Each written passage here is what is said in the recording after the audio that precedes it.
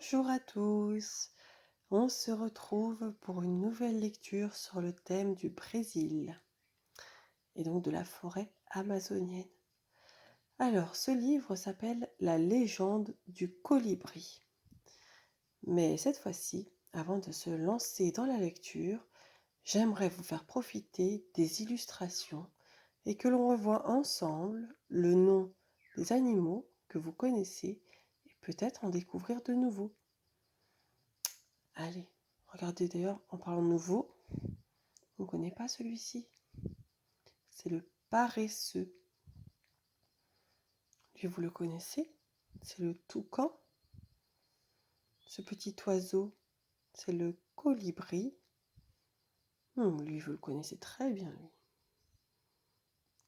C'est le caméléon. Le hara et le capucin. C'est parti. Alors, qui voyons-nous? Le jaguar.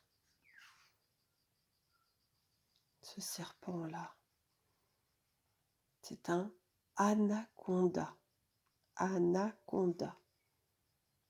Oh, lui, nous le connaissons. C'est le tatou.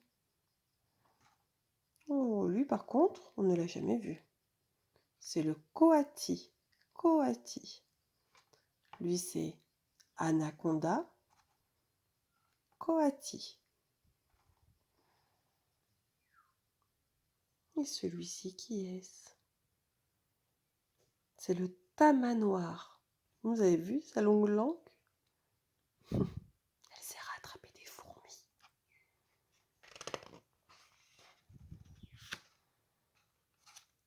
Le toucan. Le hara. On retrouve notre petit singe farceur, qui est le capucin.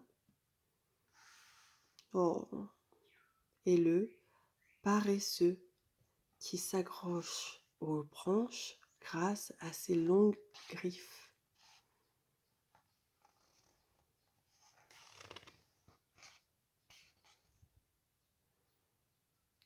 Et lui, qui est-ce? C'est le colibri.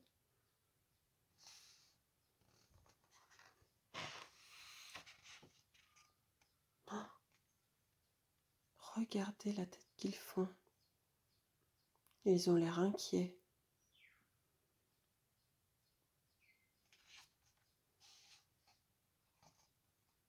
Qu'est-ce qui a bien pu se passer?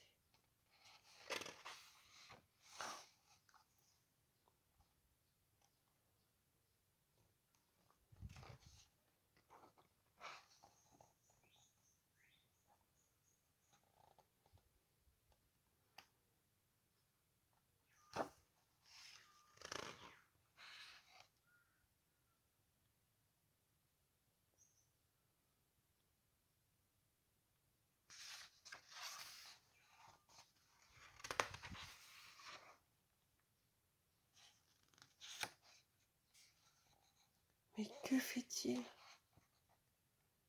Que fait le colibri?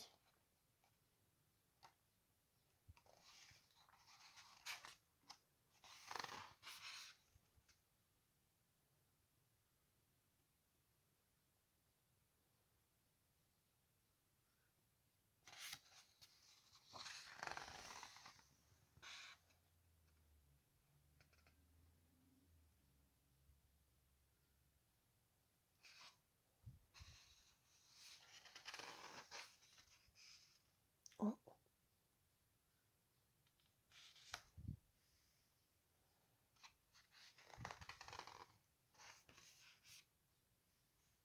regardez ce qu'ils ont dans leur bouche.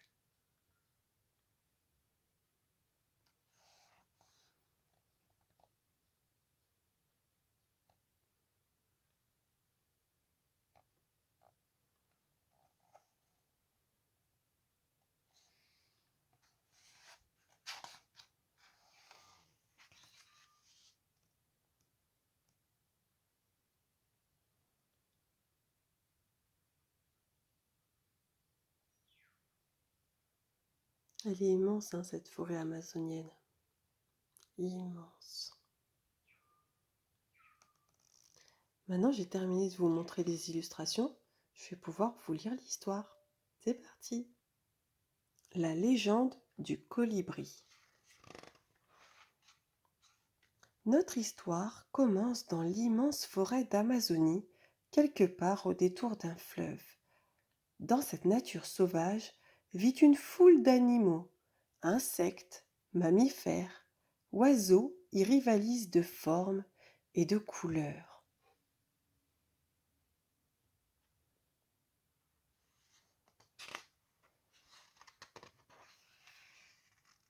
Confortablement installé sur sa grosse branche, Jaguar observe.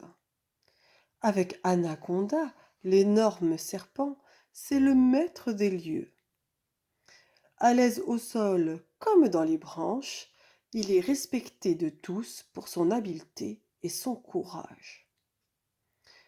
Autour de lui s'activent ses compagnons de la forêt.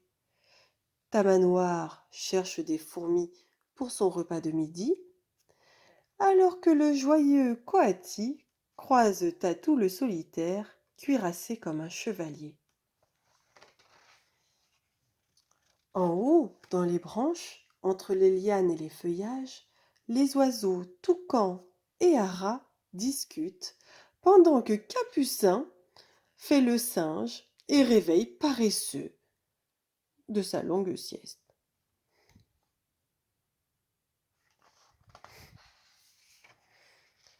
Un peu à l'écart, près d'un ruisseau, il y a Colibri. Toute la journée suspendu dans de longs vols immobiles, il est occupé à prendre avec son long bec le nectar que lui offrent les plus belles fleurs de la forêt. Il est si petit et semble si agité que parfois les autres animaux se moquent de lui.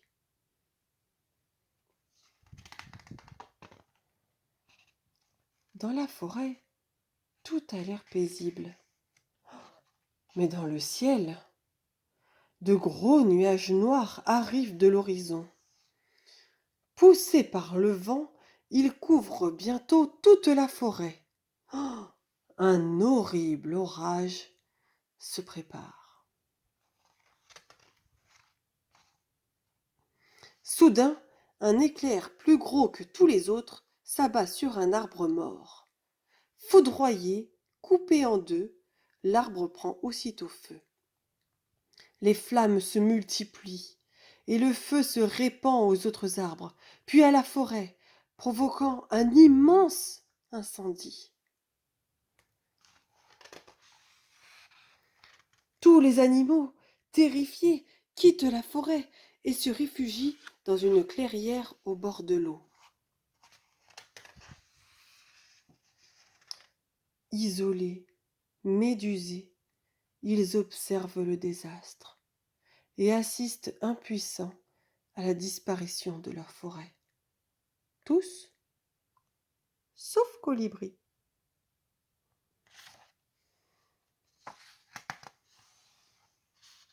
Avec son bec, il prend quelques gouttes d'eau de la rivière et s'envole pour aller les verser dans les flammes.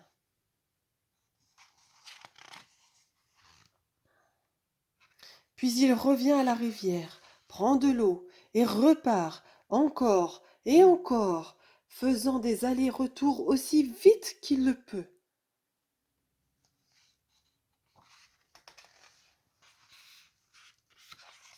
Au bout d'un moment, Jaguar, agacé de le voir ainsi s'agiter en vain, lui dit: Colibri, n'es-tu pas fou?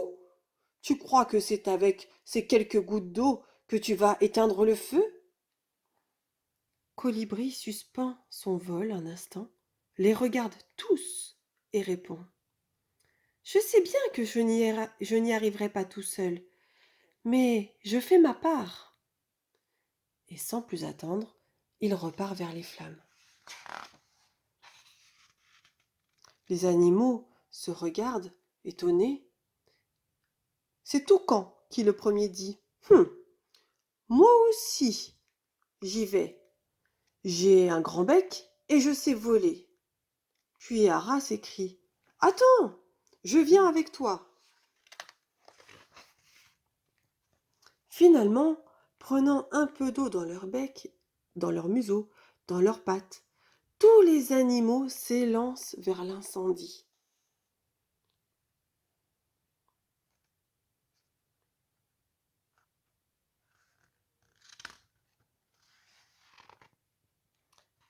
L'histoire ne dit pas s'ils ont réussi. Mais depuis ce jour, quelque chose a changé et les animaux se sentent unis par une nouvelle force.